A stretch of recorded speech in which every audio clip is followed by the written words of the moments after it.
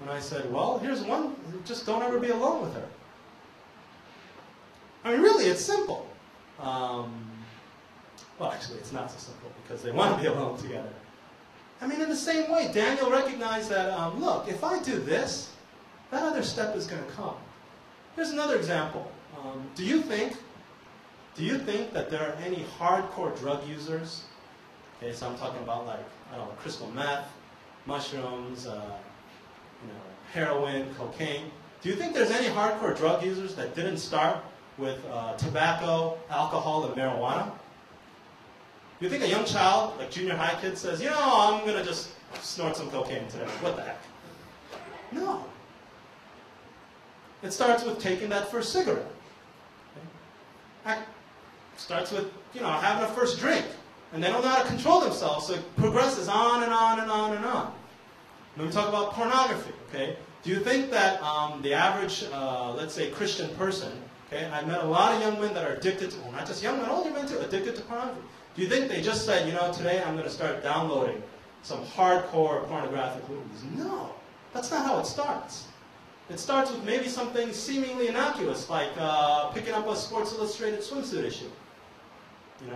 It starts with maybe watching a late-night cable movie. Okay? It starts with maybe, I don't know, thinking about one of your classmates, and then it progresses on and on and on and on. And just like in that way, Daniel knew, if I cross this line, there's no coming back. Now, this is the amazing part. It's one thing that Daniel knew. Look at the end of verse 8. Daniel resolved not to defile himself with the royal food and wine. And this is what he did. He asked the chief official for permission not to defile himself in this way. What the? This is crazy. This guy was a Babylonian. He had an order from the king. If you disobey the king's orders, you know what happens? You lose your head. But Daniel asked him. How many of us would have had the gall to ask somebody, hey, I can't do this?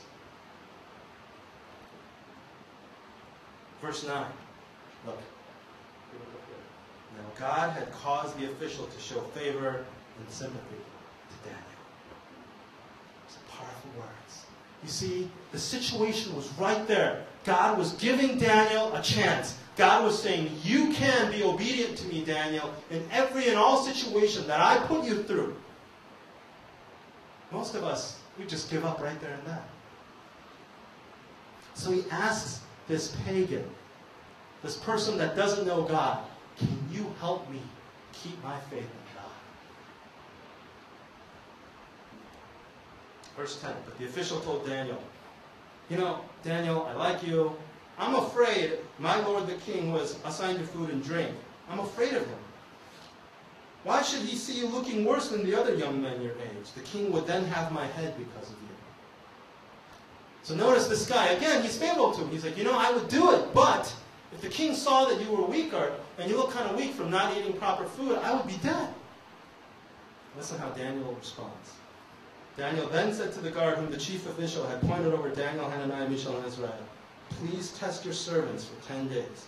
Give us nothing but vegetables to eat and water to drink.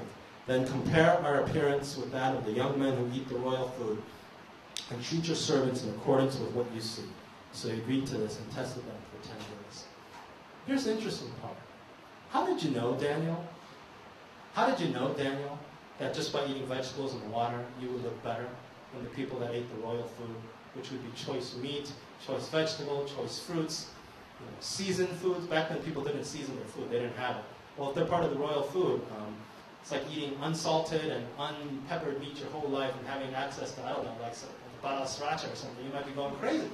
No? I mean, it's like this. Just imagine the temptation that Daniel would have gone through. What do we see here in the mind of Daniel? He knew that God's ways were so much better,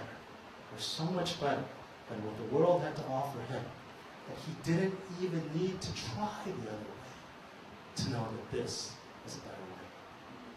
And I think one of the problems with us, my friends, is we want to try things out. We think life, or the Christian life, is like buying a car.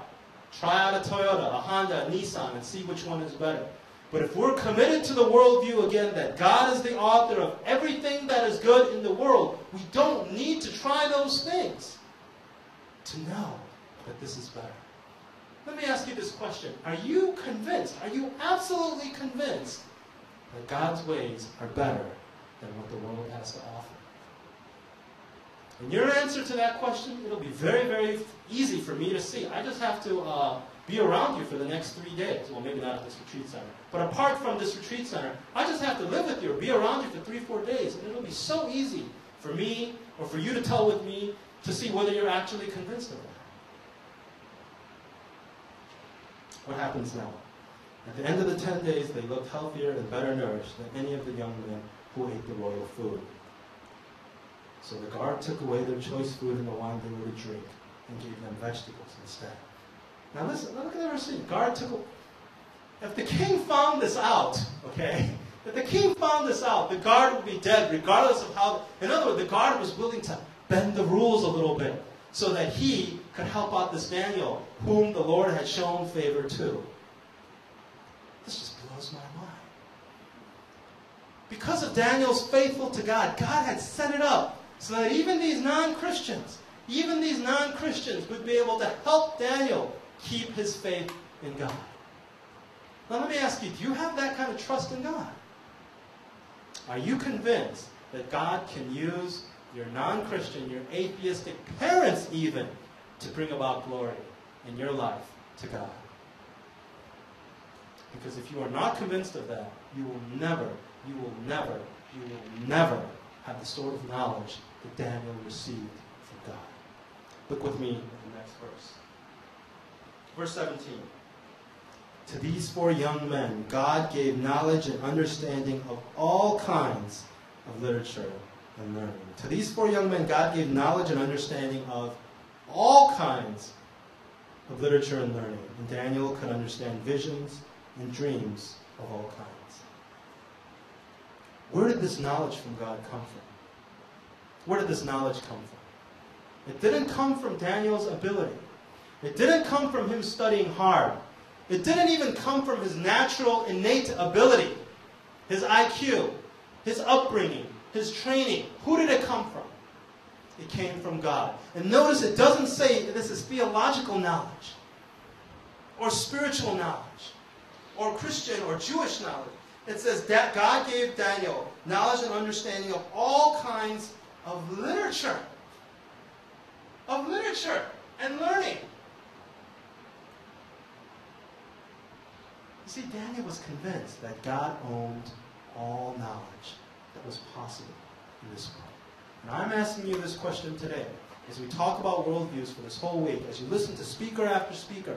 The first step is, are you convinced that God owns all the knowledge there is to know in this world? All possible knowledge. That knowledge belongs to God. Because if you're not convinced of that, you will never,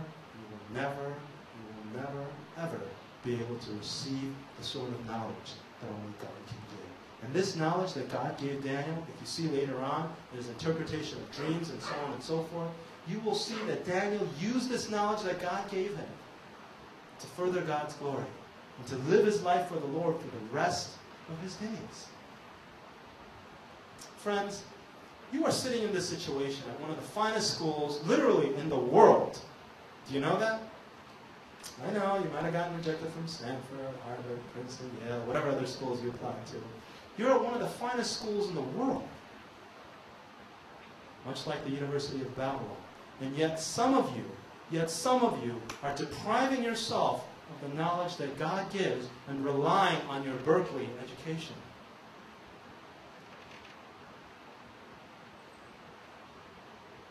Some of you are so confident in life, not because you are called by God, but because you're a student at Berkeley. You define yourself by your external circumstances and your abilities rather than your trust in God. And it's a little bit harder as I speak to students at the better schools. When I speak to Ivy League students, and Pastor Ed and I were kind of talking about this, probably Harvard and Princeton are at the top. It's very, very hard for students of those schools to sort of accept, to sort of really say, you know, God, all this belongs to you. Because they've worked so hard and they've accomplished so much in such a short period of time. And to the same degree, I think it's true of you Berkeley students.